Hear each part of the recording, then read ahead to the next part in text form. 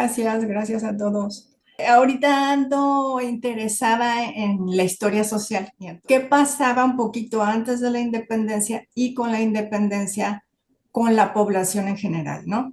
Y bueno, por ahí va la idea de hoy. Bueno, entonces lo acotamos a la cuestión social y van a ver que encontré muchísimas cosas interesantes. Un poquito de introducción al tema. ¿De qué quiero hablar cuando hablo de la cuestión social? Decía, en la época de la independencia, bueno, la situación de la población, la pobreza, la desigualdad, el trabajo, la agricultura, la minería, el comercio, los obrajes, o sea, ¿a qué se dedicaba la gente? Y especialmente me voy a concretar bastante en centrarme en el Bajío, ¿no? Pero bueno, tendríamos que irnos un poquito atrás a la Nueva España y a recordar que estamos en plena época de siglo XVIII de reformas borbónicas. Entonces, sube la dinastía de los Borbones y se llevan a cabo una serie de reformas con una intención muy clara que es sacarle todavía más jugo a su colonia, la joya de la corona que era la Nueva España. Y entonces, pues se hacen algunos cambios, ¿no? Algunos de ellos los voy a ir mencionando, pero entre los más importantes es una nueva división territorial a base de intendencias. Ahorita lo veremos más adelante. Entonces, a fines del siglo XVIII hay también una crisis económica, una crisis agrícola que trae consigo sequías, escasez de alimento y hambre. Y por otra parte, se solicitan muchos préstamos al rey. Al principio, los préstamos de parte de los novohispanos son donaciones al rey y lo hacen con agrado, o sea, quieren ayudar al rey. Pero luego estos préstamos se vuelven cada vez más complicados y se vuelven préstamos forzosos. Entonces empiezan a, digamos, a traer otras consecuencias, ¿no? Hay también, les decía, epidemias, enfermedad y muerte. La población en general se dividía hacia muy a grandes rasgos entre españoles, españoles americanos o criollos, indígenas y todo el sistema de castas que era amplísimo, ¿no? O sea, hay quien llega a decir que había 52 estamentos sociales nada más dentro de las castas, ¿no? Y en especial me voy a concretar también a la situación de los criollos. Todos estos grupos van a empezar a incomodarse por la nueva situación y, digamos, van a reaccionar a las cosas que están pasando, sobre todo en la segunda mitad del siglo XVIII. Economía y sociedad en la Nueva España. Se trata predominantemente de una economía agrícola, a pesar de que la minería tiene bastante importancia. La sociedad colonial está sujeta a una serie de desastres climáticos y demográficos que veremos. En el siglo XVIII, varios años hubo escasez de víveres y así puntualmente en 1710, en 1714, en 1750 hubo una pérdida de sembradíos en esta región donde yo vivo, en Guanajuato y también en Zacatecas. Y se considera que 1785 fue el año del hambre.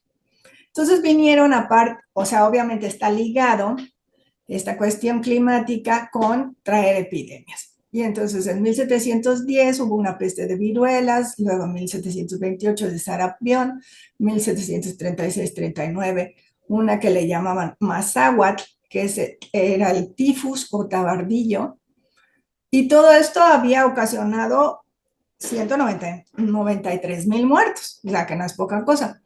En 1794 hubo una peste también por mala alimentación y mal estado de la agricultura. En 1763, viruela otra vez, que dicen que era repetitivo, cada 16 o 20 años se volvía a dar. Y entonces, otra vez, en 1779 regresa la viruela. Y solo como así, digamos, para agregar algo, de hecho, Sor Juana murió en el siglo XVII, pero también fue por una epidemia de mazáhuatl.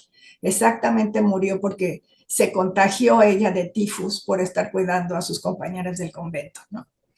Entonces, estas son las enfermedades que daban en esa época, ¿no? La Nueva España entonces tiene claramente una natalidad muy elevada, pero también una alta mortalidad. Es muy interesante que en el siglo XVIII se empiezan a hacer cálculos de la población, o sea, en números, o sea, y y el primero de ellos es el censo de Revillagigedo, del el virrey Revillagigedo, que es de 1790. Por otra parte, el obispo Abadiqueipo, que era obispo de Michoacán, y esto ahorita se los voy a aclarar un poquito, porque el obispado de Michoacán era gigantesco, era muy, muy amplio. Pero bueno, él como obispo de Michoacán también hace ciertos cálculos y es amigo también de un personaje muy interesante que es el intendente Juan Antonio de Riaño. Y ellos dicen que, por ejemplo, entre 1792 y 1793, solamente la Intendencia de Guanajuato tenía 400,000 habitantes.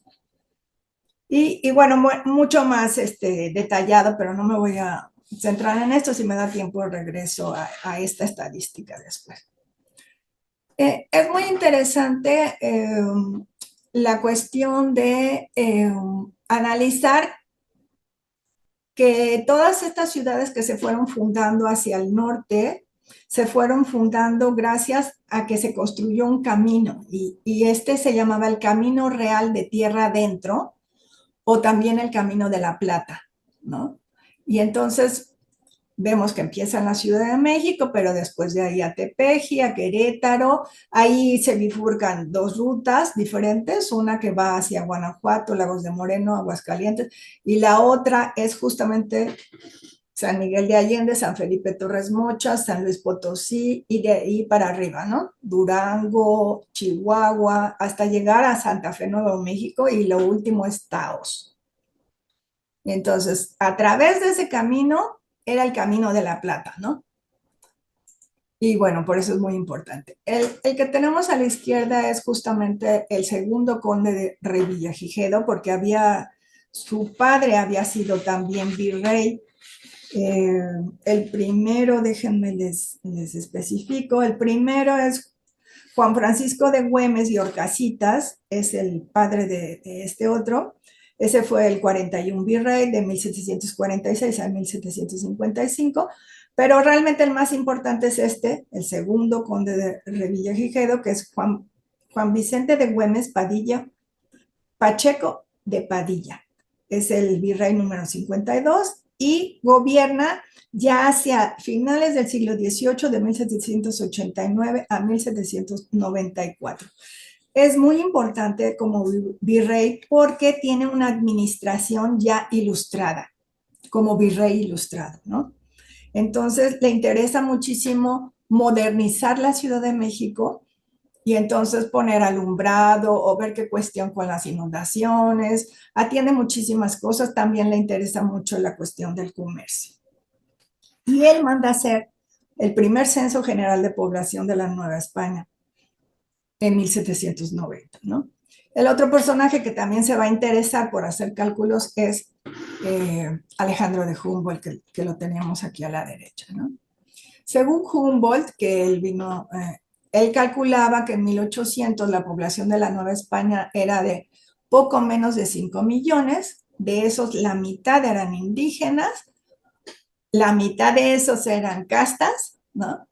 Y luego 1.025.000 blancos, criollos, 70.000 europeos, quiere decir eso sí, peninsulares, 6.300 negros africanos, ¿no? Y bueno, da muchos más detalles este autor que mencionó, Barbosa. Muy interesante su texto sobre la economía de la Nueva España. Pasamos a fines del siglo XVIII, bueno, seguimos en esto, fines del siglo XVIII, y también es importante mencionar que en esa época se dieron una serie de guerras entre las potencias de la época, o sea, guerra entre España contra Francia y luego España contra Gran Bretaña también, ¿no? Entonces, primero, España contra Gran Bretaña en 1779 y 1796 a 1802. Y luego se repite una tercera guerra en 1804 a 1808. Después de España contra Francia en 1793-95, en la época de la Francia revolucionaria. Hay que recordar que más o menos es la época del terror de la Revolución Francesa. Y luego, la más importante sería entre España y Francia, la de 1808 a 1814, porque es justamente la que más conocemos, que es la invasión napoleónica. Ahorita comentaremos más cosas acerca de esto. Entonces, los súbditos americanos se les pide apoyo al rey, al principio es en dinero, incluso cosas muy específicas. Al principio piden que la Nueva España se ponga a hacer uniformes para el ejército francés, español que se está enfrentando a los invasores, ¿no? Pero luego cada vez más se pide dinero y obviamente a la élite criolla, ¿no? A los que están en el comercio, en la minería y todo esto. Entonces la situación económica se empieza a complicar y lo mismo en sectores como la agricultura y la ganadería. Ahora, ya para el año de 1808 hay una coyuntura que es que el rey es tomado preso, se lo llevan a Bayona, Napoleón Bonaparte, y se trata del rey Carlos IV. Entonces el rey Carlos IV en su desesperación abdica al trono y deja a su hijo Fernando VII.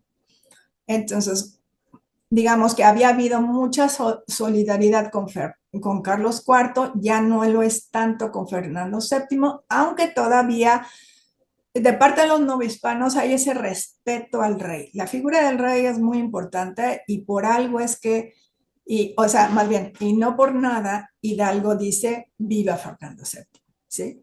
O sea, suena ilógico que si estás buscando la independencia y apelas por el rey, pero es que era una figura central para el imaginario de los novohispanos, ¿no?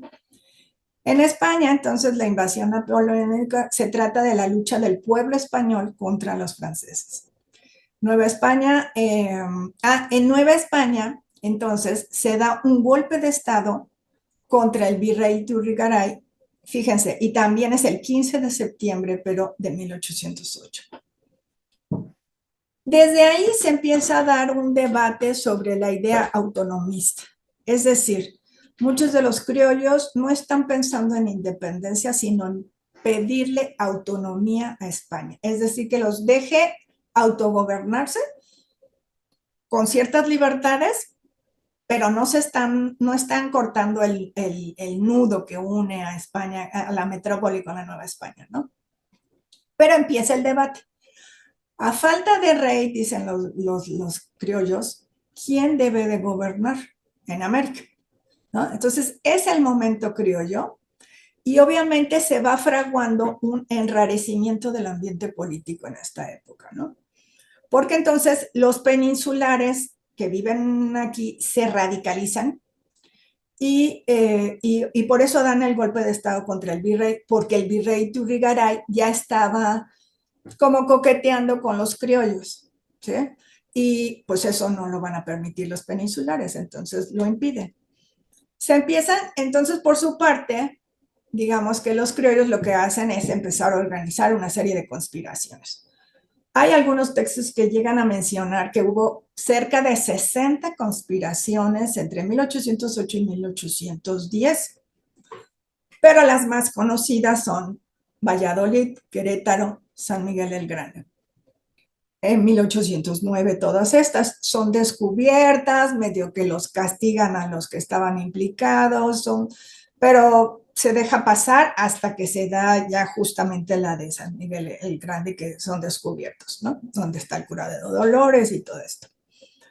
Entonces, es un momento también muy interesante porque a partir de 1809 se dan las primeras elecciones para elegir diputados americanos que van a ir a las Cortes de Cádiz hacia 1811 más o menos. Entonces, entre 1809 y 1810 son las primeras elecciones de Nueva España, ¿no? Ahora, ya estando allá, ¿qué pasa con los diputados americanos? Van muchísimos y realmente es la élite criolla. Es muy interesante. Cada uno de esos personajes son un mundo de conocimiento, o sea, son abogados, son eclesiásticos, o sea, tienen ahora sí que un profundo conocimiento de lo que quieren ir a defender frente allá a España, ¿no? A las Cortes de Cádiz. Entonces, lo primero que alegan es mayor representación. Ellos dicen, a ver, si la representación va en función de la población, nosotros tenemos más población que ustedes, entonces necesitaríamos tener muchos más representantes americanos que los españoles. Obviamente España empieza a decir, no, no, no, pero no se vale, o sea, a ver, tranquilos, ¿no? Hay un debate muy, muy interesante. Todo lo de la Constitución de Cádiz es una constitución muy liberal, pero liberal, pero obviamente se empiezan a hablar de todos estos postulados de la Revolución Francesa, soberanía nacional, división de poderes, derechos ciudadanos, pero cuando ya tocan el punto independencia de América ya no les gusta tanto. Aquí tenemos, bueno, una imagen de justamente Carlos IV y su hijo Fernando VII. Los critican a los dos muchísimo, también en parte porque se afrancesaron un poco, ¿no? Sobre todo Fernando VII. Este es un mapa que nos indica esto que les decía, el sistema territorial por intendencias. Entonces, aquí se puede ver la intendencia de Guadalajara, está aquí. Aquí está la intendencia de Valladolid. Aquí arribita la intendencia de Guanajuato.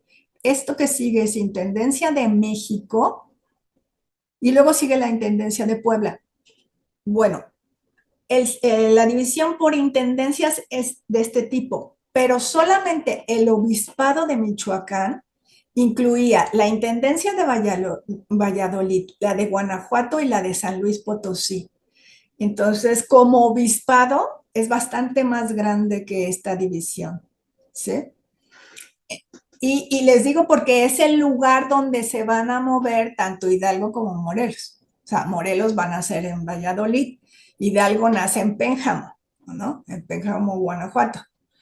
Eh, entonces, pero es toda esa zona del Bajío en la que comienza, por eso, la independencia, ¿no? Curas párrocos y el pueblo. Yo digo que los curas párrocos tenían una cercanía y un conocimiento de las necesidades de la población, porque eran el estrato del clero secular que estaba más cercano con el pueblo.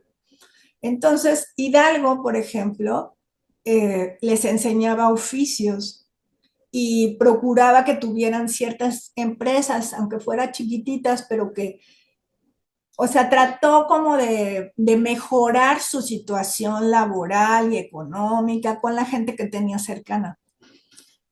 Entonces, hay una solicitud de parte de algunos miembros de la población de que se establecieran leyes liberales. Y esto venía ya de tiempo atrás, digamos, eh, desde yo creo que un poquito antes de la segunda mitad de que empezara la segunda mitad del siglo XVIII, se empiezan a debatir cuáles son estas leyes liberales y un poquito vamos para allá, ¿no? Entonces, no es casual que tanto Hidalgo como Morelos decidan decretar cuestiones abrogatorias, o sea, eliminación del diezmo, eliminación de las alcabalas, ahí no estaban incluidos los indios, esto era sobre todo para los criollos, abolición de las castas, abolición del tributo, esto sí era de los indios, y abolición de la esclavitud, ¿no? Entonces, digamos, es bastante liberal todas estas medidas y son pues realmente viendo por la mejora de la población, ¿no? Había que hacer cambios medio estructurales, pues. Entonces, Morelos escribe lo anterior en Los Sentimientos de la Nación, donde se declara en contra de la alcabala, del estanco y del tributo. Morelos está a favor de que se proscriba la esclavitud y la distinción de castas. Recordemos que Morelos viene de un estrato medio mulato, o sea, sí viene de un estrato de las castas, entonces sabe eh, a lo que se enfrentaba este grupo social, ¿no? Entonces, por eso le interesa mucho que abolir la esclavitud, la distinción de castas, y decía él, en adelante, quedando todos iguales, y solo se distinguirá un americano de otro por el vicio o la virtud. ¡Wow! Dice uno. ¡Bravo, Morelos! ¿No? Entonces, bueno, también esto que se ha repetido últimamente, que se modere la opulencia y la indigencia, que se aumente el jornal del pobre, que se mejoren las costumbres, alejando la ignorancia, la rapiña y el hurto, ¿no? Y esta es la parte de la cuestión social que me interesa destacar, ¿no?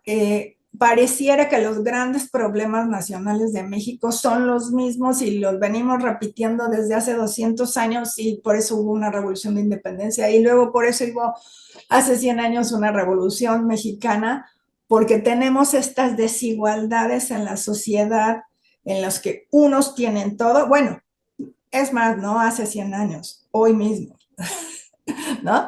Unos poquitos tienen todo y hay otras gentes que la pasan bastante mal, ¿no? Entonces, esa, esos abismos entre unas clases sociales y otras, pues ya se venían fraguando desde entonces, ¿no? Ahora, no quiero decir que todos los curas y todos los eclesiásticos hayan estado del lado del bando insurgente, ¿no? También en el bando realista había curas y había eclesiásticos que apoyaban más bien al rey.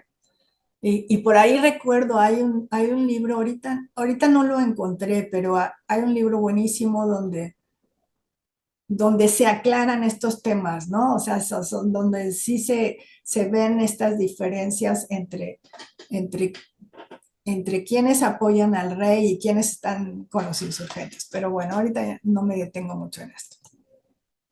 Bueno, solo para poner dos imágenes conocidas, pero esto ya no lo saltamos rápido, ¿no? Ahora, ¿quiénes eran las masas que siguieron a Hidalgo? Carlos María de Bustamante dice que fueron indios honderos, flecheros, garroteros, con lanzas y machetes, pero con muy pocos fusiles, ¿no? Y luego vamos a ver el arrastre que tuvo Hidalgo, es realmente impresionante. O sea, Hidalgo sale de Dolores con 700 personas. Llega a San Miguel de Allende y ya tiene 1500. Llega a Celaya y ya tiene 4000. Irapuato 9000, Guanajuato 10,000, Valladolid en octubre. Entonces, es casi un mes de que se alzaron, 16 de septiembre a 17 de octubre, ya tiene 37,000 seguidores. En Acámbaro tiene 50,000, Toluca 70,000 y cuando llegan a la batalla de Monte de las Cruces el 29 de octubre, tiene 80,000 gentes que lo vienen siguiendo, ¿no? De ahí 3,000 son de línea, 14,000 son jinetes rancheros con lanza y realmente esta batalla sí la ganan los insurgentes y en mucho se lo deben a Ignacio Allende, ¿sí? Porque Ignacio Allende empieza a tratar poco a poco de poner un poco de orden en la revolución, de poner disciplina a las gentes que van a pelear, que van a enfrentarse contra el ejército realista, porque están hablando de un ejército bien constituido, ¿no? Pero sí hubo una cantidad de muertos impresionantes en esta batalla, no me acuerdo, por ahí algunos autores sí los mencionan, ¿no? Entonces, hay una diferencia, les decía, entre el ejército insurgente y el ejército realista, pero Ignacio Allende llega, digamos, a disciplinar a la tropa y a proponer guerra de guerrillas para enfrentarse a los realistas. Y ahí van a tener algunas desavenencias entre Allende e Hidalgo. De ahí en adelante ya Allende cada vez desconfía un poco de cómo está manejando la revolución el cura Hidalgo, ¿no? Aquí tenemos a Ignacio Allende. Ignacio Allende es un personaje muy interesante porque, digamos, él pertenecía, fíjense, desde tiempo atrás, antes de que empezara la independencia, a un regimiento que se llamaba el Regimiento de los Dragones de la Reina.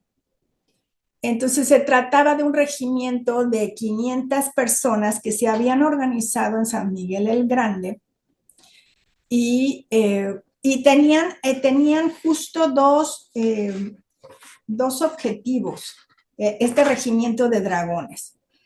Se había creado por el primer conde de Revillagigedo, que ya habíamos mencionado, en 1757. Se había creado para combatir a los apaches y los comanches y para defender el camino real de tierra adentro. Pero entonces era mucho más disciplinado en materia militar, o sea, sabía de lo que se trataba. Y el regimiento de dragones de la reina usaban sables y ahorita no me acuerdo qué otras, pero en fin, la gran mayoría eran de caballería y unos cuantos de infantería, pero bueno. Por la derrota que tuvo en Puente de Calderón el ejército insurgente en enero de 1811, le quitan el mando militar a Hidalgo y entonces lo toma ya Ignacio Allende. Y se separan y cada quien toma rumbos distintos. Se va con una parte del ejército para acá y otra parte. Hidalgo se entrevista entonces con Morelos y le pide ir formando un ejército insurgente, pero sobre todo para que se ubique en otra zona que no tenían controlada los insurgentes. Y por eso es que Morelos, siendo de Valladolid, o sea, de Michoacán, pero lo manda hacia Guerrero, Oaxaca, decíamos la Intendencia de México, y para que dominara esa zona, y partecita de Puebla. A Ignacio Rayón, por su parte, le encarga que empiece a formar la Junta de Zitácuaro. Y la Junta de Zitácuaro va a ser como el precedente al Congreso de Chilpancingo, ¿sí? O sea, es la primera vez que se empiezan a nombrar delegados de ciertas provincias como para organizarse y decidir hacia dónde debe de ir la revolución. Una vez que termine la cuestión de las armas, entonces hay que ir organizando una especie de congreso, ¿no? Rayón, por su parte, tenía una fábrica de armas en Tlalpujahua, ¿no? Y entonces con esa fábrica, pues suministraba el armamento que necesitaban los insurgentes. Morelos, por su parte, divide a los insurgentes en campesinos y combatientes, porque sabe que necesita que unos sigan trabajando el campo para que tengan cómo alimentar al ejército y los otros se van a dedicar a la cuestión de las armas, ¿no? O sea, a enfrentarse militarmente con los realistas. Digamos que la época más dorada de Morelos es el sitio de Cuautla, bueno, que es muy difícil, pues, pero al principio ganó muchas batallas y el sitio de Cuautla dura 2 meses y medio. Luego se dedica a estar a salto de mata, o sea, tenía que estar moviéndose de un lugar a otro porque es perseguido por el ejército realista. Y sobre todo porque va un poco protegiendo a los miembros del Congreso de Apatzingán, ¿no? Hay aquí dos mitos locales muy interesantes que todos hemos oído hablar. El del Pípila, en la Alhóndiga de Granaditas, del 28 de septiembre de 1810, o sea, justamente cuando llegan a la capital, a Guanajuato capital, pues ahí el Pípila toma ¿no? una gran losa, ¿no? Y con esa losa logra romper la puerta para entrar a la Alhóndiga de Granaditas, donde estaban resguardados todos los españoles de la zona y de la ciudad de Guanajuato, ¿no? El otro mito sería el del niño artillero, ¿no? Es un niño que viendo por la patria, queriendo apoyar a Morelos, pues se atreve no importa la edad, pero tienes que ¿no? luchar por tu independencia. Entonces, esto es lo que conocen, por ejemplo, la educación básica, es lo primero que se les enseña de la independencia. Entonces, solo unas imágenes. Ahí tenemos en Guanajuato al Pípila, una obra monumental todo mundo voltea a ver dónde está el Pípila, ¿no? Y una pequeña escultura de bronce del niño artillero. Ahora, términos para denominar a los seguidores de Hidalgo. Lucas Alamán fue testigo de la llegada de los insurgentes a Guanajuato y él niega al Pípila. O sea, él dice que no, que esa cosa o sea, que ese cuento del Pípila lo había inventado nada menos que Carlos María de Bustamante, que se le había ocurrido a él mencionar que estaba este señor, ¿no?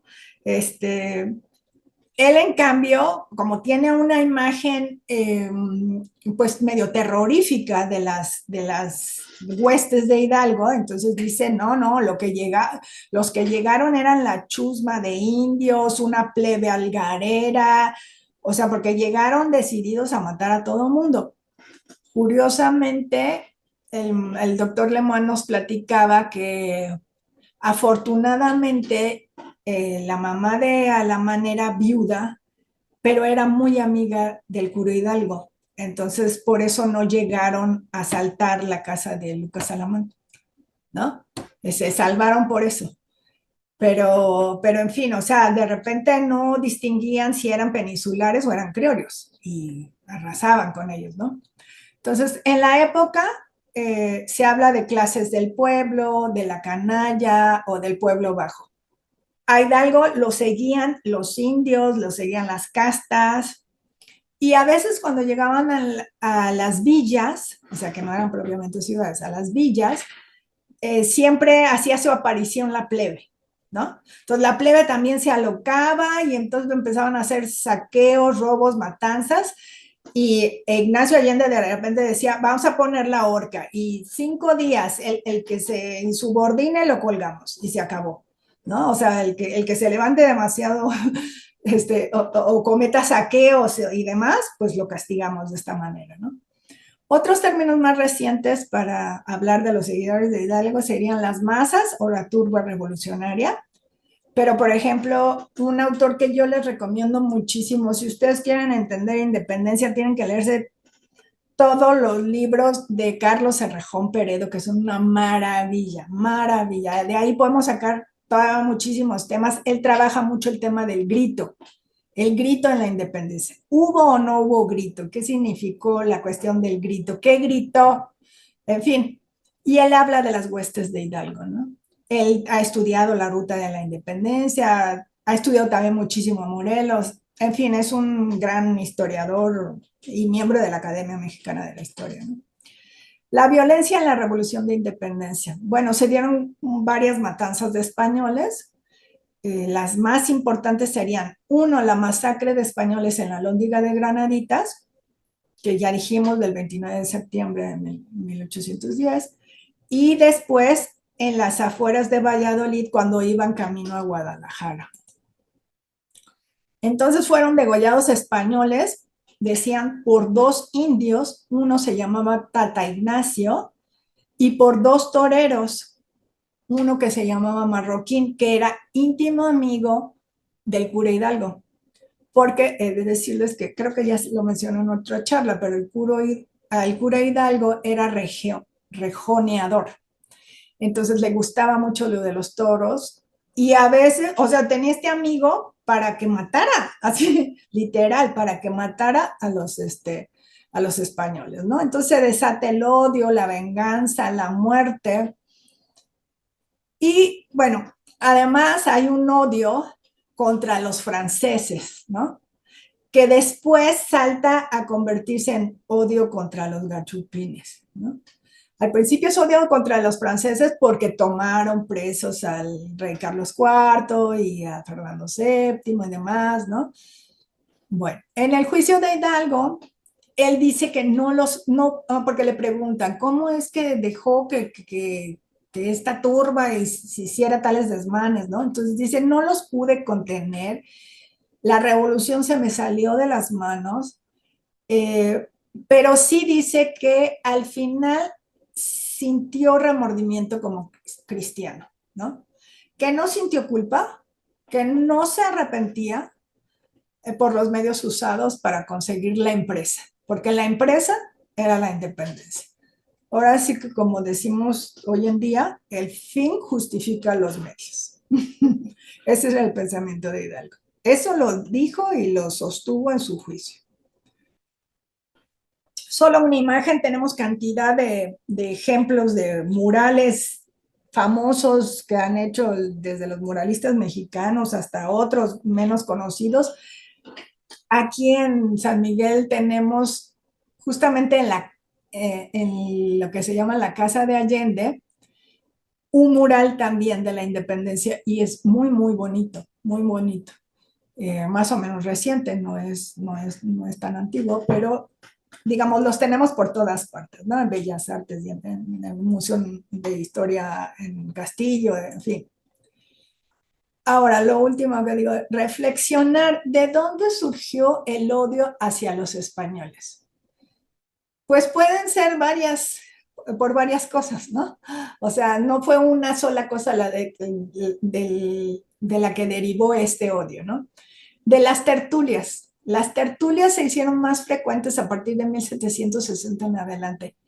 ¿Y qué pasaba? Pues que en las tertulias podemos imaginarnos, o bueno, hasta en películas nos han dicho que Hidalgo frecuentaba estas tertulias, ¿no? Y se juntaba ahí con el intendente, con el obispo, no sé qué, y todos se ponían a platicar de los últimos libros que estaban de moda en Francia, de los enciclopedistas, de que algunos tenían una licencia para leer libros prohibidos, en fin, se empiezan a empapar de todo este ambiente ilustrado y tanto así que en su parroquia, antes de que llegara a la parroquia de Dolores, en la parroquia de San Felipe Torres Mochas, dice Carlos Herrejón Pereda que se conocía como la Francia chiquita. ¿Así? Porque en verdad Hidalgo reprodujo esta cuestión de la enciclopedia francesa aquí en chiquitito, en el Bajío. Ahora, otra cuestión, también de la obra de Buffon, ¿no? Que se llamaba Historia Natural General y Particular, sostenía la teoría de la degeneración del continente americano. Otro autor parecido, de Poe, Investigaciones filosóficas sobre los americanos de 1768, que afirmaba la degeneración cultural y biológica en América por la mezcla de razas. Obviamente, para los criollos, el leer estas obras donde decían que por la mezcla de razas, por el clima y esto, pues eran menos inteligentes que los europeos. Entonces eso tuvo su réplica. Personajes de la talla de Francisco Javier Clavijero escribió su historia para refutar a todos estos europeos que tenían esa idea de que el continente americano era inferior a Europa, ¿no?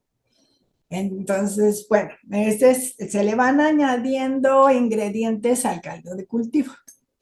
De la expulsión de los españoles, de la expulsión de los jesuitas, eso es muy interesante.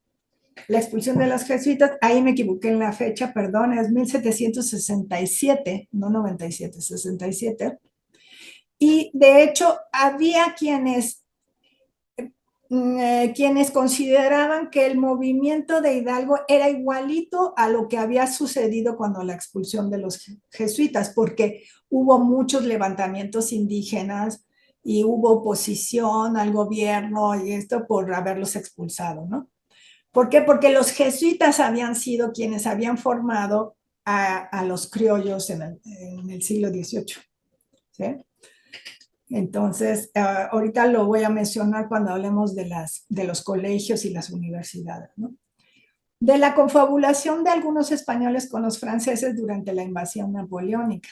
La verdad es que algunos españoles sí, o sea, sí les hacían la barba a los franceses, ¿no? Y entonces, eso se vio desde la Nueva España como uy, ya los contaminaron, o sea, los franceses contaminaron a los españoles, por lo tanto se están volviendo todos masones. Y cuidado porque los masones lo que van a querer hacer es acabar con la religión católica. Y si llegan a México, pues, oh peligro, ¿no? Y de hecho sí, Se sabe que con el virrey O'Donoghue venían todos, hasta miembros de la masonería, ¿no? Ok, bueno, también otra razón sería la ocupación de los mejores puestos en la política y en la administración del Nuevo Mundo estaban en manos de los peninsulares, ¿no? Y entonces, obviamente, los criollos, los españoles americanos, pues estaban resentidos de esas diferencias. Y les doy solamente un ejemplo de un español que me encontré el subtexto y dije, maravilloso, me viene súper bien a lo que estoy diciendo. Él vivió 20 años en México y escribió un texto que se llama Principales motivos del odio y la rivalidad entre gachupines y criollos de 1812. Aseguraba que había estereotipos étnicos y prejuicios contra la comunidad española en México, que las madres criollas echaban a perder a sus hijos porque los ponían en contra de sus padres los gachupines. Y ahorita les platico, lo que pasa es que Juan López de Cancelada, como muchos españoles, vino a México y se casó con una criolla. Sí, pero no con cualquier criolla, se casó con una criolla muy rica. Ahorita no recuerdo el nombre exacto, pero el apellido es Verástegui, por ahí van a hacer relación con una familia Verástegui hoy en día, de Silao, Guanajuato. Se casó con ella por conveniencia, porque tenía muchísimo dinero la señora. Y duraron casados un tiempo hasta que la señora le pidió el divorcio. Le pidió el divorcio y no contenta con eso, todavía lo acusó de malos tratos y lo metió a la cárcel. O sea, y se fue a la cárcel López de Cancelada, no sé cuánto tiempo. No, ya no especifican tanto eso, pero entonces él tenía una vivencia personal respecto a esta cuestión de los peninsulares y los criollos a finales del siglo XVIII, ¿no? Otra cuestión que dice, él aborda, fíjense, que los criollos empezaron a preferir la carrera de las letras, los colegios y las universidades, y también la milicia, en vez del comercio como lo habían hecho sus padres los gachupines, ¿no? O sea, los peninsulares llegaban y ponían un establecimiento comercial y luego esperaban que sus hijos siguieran la misma línea y ellos empezaron a decir, no, pues yo ya me voy a ir al colegio de tal o a la universidad de tal. Y uno de esos, por ejemplo, es el Seminario Tridentino de Valladolid, del cual el cura Hidalgo fue rector. Y de hecho tuvo como alumno a José María Morelos. Entonces, bueno, ese seminario tridentino había sido, ahora sí que la cuna de los jesuitas, o sea, los maestros de ellos habían sido estos jesuitas que luego fueron expulsados. Entonces ya traen todo un pensamiento mucho más moderno y ilustrado y demás, ¿no? Cancelado también critica que los criollos ya para estas alturas querían ser llamados como americanos. Y hace toda una disertación sobre eso, ¿eh? Es interesante porque hasta dice, a ver, cuidado, porque los americanos son los de Estados Unidos. Así lo dice, ¿no? Pero dice, pero a mí me da igual como quieran que les llamemos, ¿no? O sea, si ya no se quieren llamar criollos y ahora se quieren llamar americanos. Dice, Cancelada critica que se fomentara el odio a los gachupines. Por ejemplo, los criollos decían, estos gachupines se vienen aquí a hacer gentes y a apoderarse de lo que produce nuestra tierra. La culpa la tenemos nosotros en consentirlos. O sea, eran las cosas que decían los criollos. Otros decían que habiendo llegado sin calzones, es ahora hombre de rango.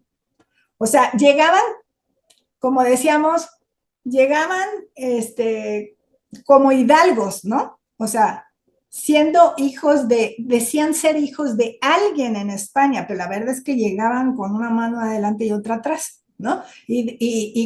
Pero con el tiempo se lograban hacer amigos de los otros peninsulares y demás, y subían de rango y ya eran unos señores así que todo el mundo debía reconocer. Bueno, recuerdo también que se había llegado al extremo de que nuestros propios hijos deseaban exterminarnos, como pasó en Valladolid y Guadalajara, cuando fueron sacrificados 2,000 europeos en favor del cura Hidalgo. Hubo, decía, centenares de víctimas por esa rivalidad y ese odio. Y ya voy hacia las consideraciones finales. Así que fueron múltiples las razones que desencadenaron el inicio de la Revolución de Independencia. Pero lo que hay que ver es que se fraguaron a lo largo de varios años atrás, ¿no? O sea, se fue, como decíamos, añadiendo ingredientes al caldo de cultivo que iba a desembocar en el estallido de la revolución. Los derechos abrogatorios entonces de Hidalgo y Morelos estaban basados en viejos reclamos que exigían la aplicación ya de leyes liberales en la Nueva España. El odio a los gachupines, es cierto, se fue exacerbando, sobre todo en la segunda mitad del siglo XVIII. En la mañana del 16 de septiembre de 1810, Hidalgo dijo, entre otras cosas, no hay más remedio que ir a coger gachupines, iniciando una escalada de violencia y muerte por parte del pueblo enardecido. La Revolución de Independencia estalló como resultado de la pobreza, la desigualdad, la explotación a la que estaban sujetos los trabajadores agrícolas y mineros, de la que fue testigo Alejandro von Humboldt en 1803. Los criollos se hallaban también descontentos por medidas como la consolidación de vales reales de 1804, que afectó sus propiedades, y otra serie de impuestos que puso la corona, ¿no? Y por la exclusión de ciertos empleos, o sea, en la iglesia o el gobierno, ellos no podían acceder a los cargos más altos, porque ahí esos los ocupaban los peninsulares, ¿no? Y por último, ¿por qué estalla la Revolución de Independencia en el Bajío? Digo yo, porque era el granero de la Nueva España, ¿no? O sea, por lo que dije muy al principio, porque el Bajío producía todo aquello que se necesitaba en la Nueva España para alimentar a la población. Entonces, si hay epidemias, si hay sequías, si hay problemas climatológicos, pues obviamente que eso también contribuye a generar un ambiente de desesperación en la gente, ¿no? Y digo yo, y porque además ya había una inteligencia criolla, ¿no? O sea, podemos decir que ya los criollos, pues ya se habían formado, ya habían estudiado, ya se habían hecho partícipes de las ideas de la Ilustración. eh, Se dice que el cura Hidalgo leía a Molière, leía a Raynal, leía una serie se le descubrió, le hicieron varios procesos y algunos de ellos tenían que ver con que leía libros prohibidos, ¿no? Y hablaba francés y hablaba así, y hablaba náhuatl también, y hablaba otomí, y entonces es esta inteligencia criolla la que va a hacer la independencia también, ¿no? Y bueno, por último, recomendarles el libro de Humboldt, que se llama Ensayo político sobre el reino de la Nueva España, porque es un libro muy interesante si uno quiere conocer cómo era la sociedad novohispana a finales del siglo XVIII. Pues Humboldt nos los dice, ¿no? Humboldt anduvo por todo, ahora sí que por todo el virreinato, y sacó información de una, de otra, y entonces se entrevistó con la gente famosa, y después muchos ya en el siglo XIX, lo que van a hacer es un poquito seguir lo que ya había hecho, intentar seguir lo que ya había hecho en su obra Humboldt, ¿sí? O sea, me viene a la mente, por ejemplo, el libro de Madame Calderón de la Barca, o el libro que luego les voy a platicar en una siguiente charla, el de México 1827 de George Ward, el embajador de inglés, que tratan igual de hacer un retrato de la sociedad mexicana de entonces, ¿no? Lo curioso es que, bueno, Humboldt viene a México en 1803, casi se va en marzo de 1804, pero su libro se publica en 1811 por primera vez en francés, y en español solamente va a aparecer hasta 1822, ¿sí? Ya para la época de Agustín de Iturbide, ya para la época de la consumación de la independencia. Y esto es un poco de las referencias bibliográficas y las imágenes son de dominio público. Muchas gracias.